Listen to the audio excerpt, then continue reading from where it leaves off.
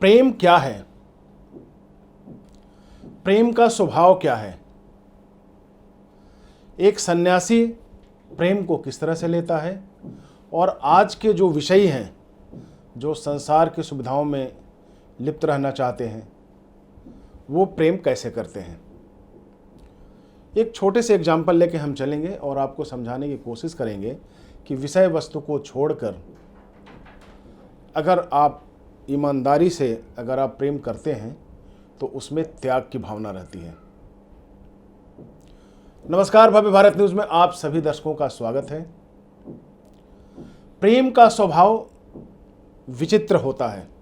अगर वास्तव में आप किसी से प्रेम करते हैं या प्रेम की इच्छा रखते हैं तो इस प्रेम शब्द का गहन अनुभूति आपको होने लगती है। पहले एक चाहत होती है, एक अट्रैक्शन होता है और फिर धीरे धीरे सब कुछ आप भूलते चले जाते हैं, यानी कि प्रेम में त्याग होता है।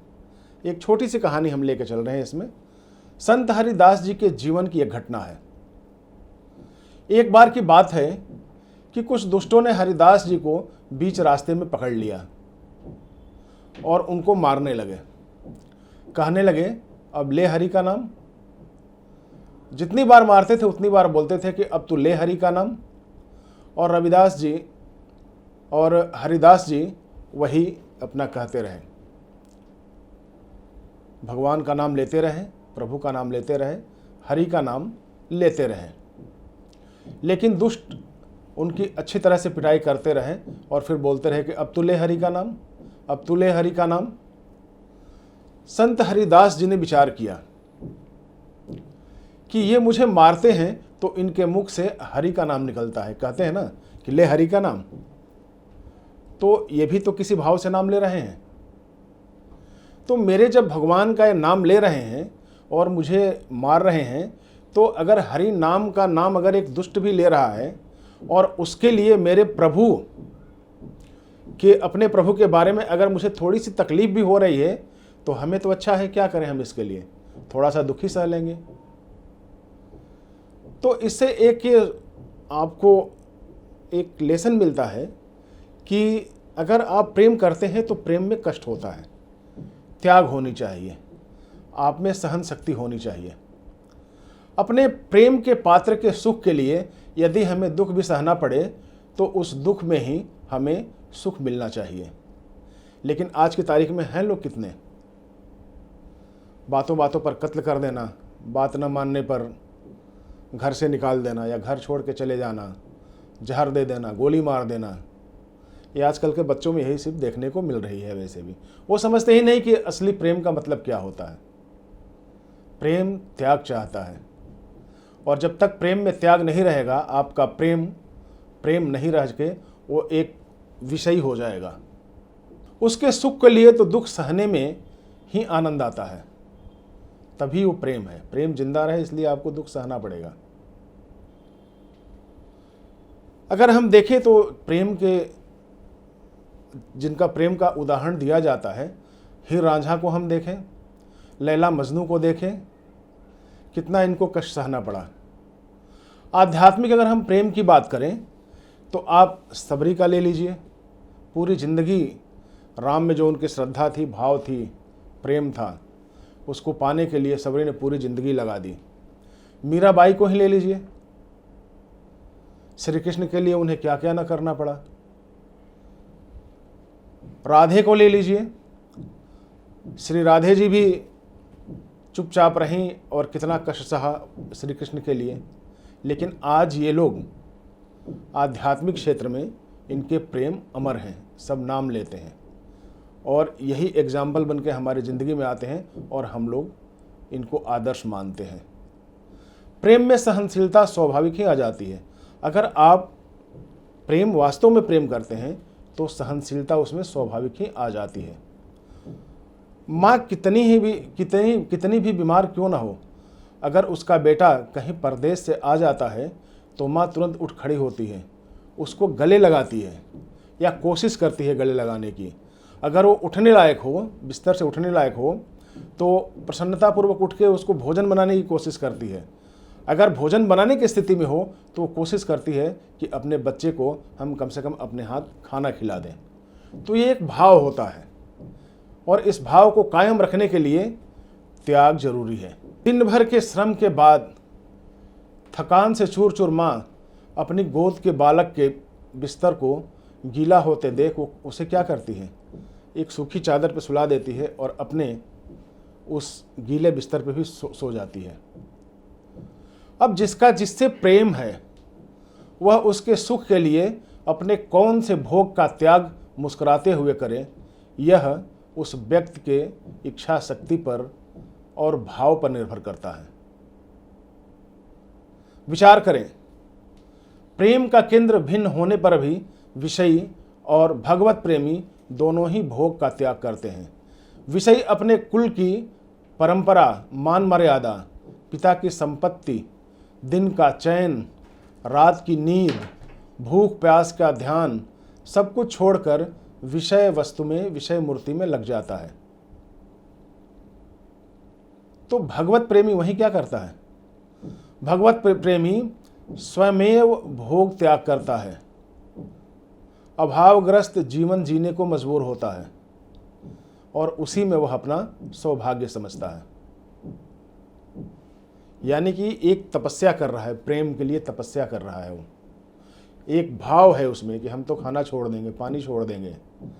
एक हाथ, कई आप लोग बाबाओं को भी देखे होंगे, तपस्या कर रहे हैं। एक किसी कोई हाथ अगर खड़ा करके है तो खड़ा करके है, कोई अगर खड़ा होता है तो खड़ेसरी महाराज बन जाता है, कोई लेट के कर रहा है, कोई समाधि लेके कर रहा है। ये सब क्या है? सब त्याग हैं। त्याग की अलग अलग प्रतिमूर्ति हैं। अब ये आपके ऊपर डिपेंड करता है कि आज के माहौल में आप लोग अगर इंसान को प्रेम करते हो तो उसमें क्या भाव होता है, एक पत्थर की मूर्ति की पूजा करते हो तो उसमें आपका क्या भाव है, और अगर किसी स्त्री के लिए अगर आप लोग अपना भाव रखते हो तो क्या आपका भाव उसमें आता है। फिर न मालूम क्यों मनुष्य भगवत प्रेम की बात से ही डरने लगता है। वह ये सोचता है कि अरे अगर हम सांसारिक सुख को छोड़कर अगर हम भगवत की बात करें, भगवत प्रेम की बात करें, भगवान में प्रेम की बात करें तो सारे सुख तो छूट जाएंगे, हमारे संसार के जितने भी सुख हैं। तो इससे वो क्या होता है, डरने लगता है, भागने लगता है, सोचता है कहीं सब कुछ हमारा चला न जाए। भगवत प्रेम के मार्ग को धधकती आग वो समझने लगता है। इसकी तपन का विचार करने मात्र से ही वो सब भाग खड़े होते हैं। परंतु सत्य तो यह है कि इस प्रेमाग्नि में कूद पड़ते हैं वो जिन्हें परम आनंद प्राप्त होते हैं, जिनको पता है कि हम जो त्याग कर रहे हैं उसका आनंद किस तरह का मिलेगा। इसीलिए ज्ञानी जो प्रेम करते हैं वो तप के मार्ग पर जाकर प्रेम करते हैं।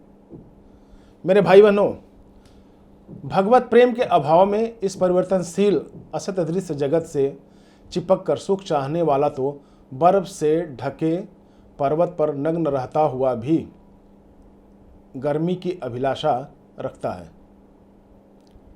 अर्थात उसके सपने कैसे पूरे हों, इसी चाहत में वह भटकता रहता है। बैठा है उधर बर्फ की पहाड़ी पर, नग्न है और चाह रहा है कि हमें यहाँ से गर्मी मिले।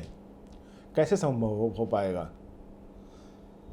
तभी तो कहा जाता है कि भगवान से विमुख होकर सुख चाहने वाले लोग क्षणिक सुख भोगते हैं और वो भोग आगे चल के कष्टकारी होता है। जैसे विषयी दिन रात विषय का ही चिंतन करता है, विषय की ही बात करता है, सुनता है, वैसे ही भगवत प्रेमी भी भगवान का ही नाम जपे, भगवान का ही गुणगान करे, भगवान का ही नाम सुने, दूसरे की निंदा तो करे ही ना, दूसरे की चर्चा भी ना करे, निष्प्रयोजन बोलना भी उसे नहीं चाहिए, बोलना भी छोड़ दे वो। तब आप उस निश्चल प्रेम का आनंद ले सकेंगे।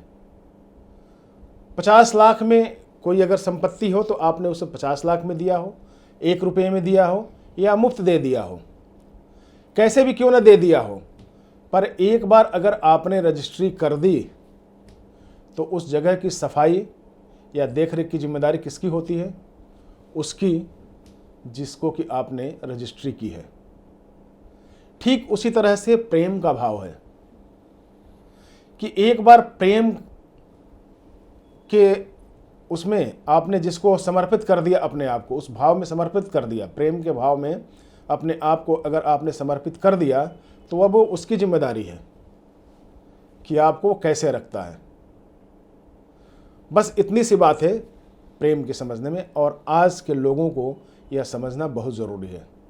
अगर हमारे देश में या पूरे विश्व के मैं बात करता हूँ कि अगर लोग सिर्फ इतनी सी बात को समझें कि प्रेम में त्याग होता है, तो मुझे नहीं लगता कि आज जितने भी कत्लेआम होती हैं, जितने भी शादियाँ होती हैं, जितने भी भाई भाई की लड़ाई होती है, बहुत सारे पारिवारिक जो लड़ाइयाँ होती हैं, पड़ोस की लड़ाइयाँ होती हैं, समाज की लड़ाइयाँ होती हैं, वो चीज़ें नहीं हो पाएगी, ख़त्म हो जाएगी।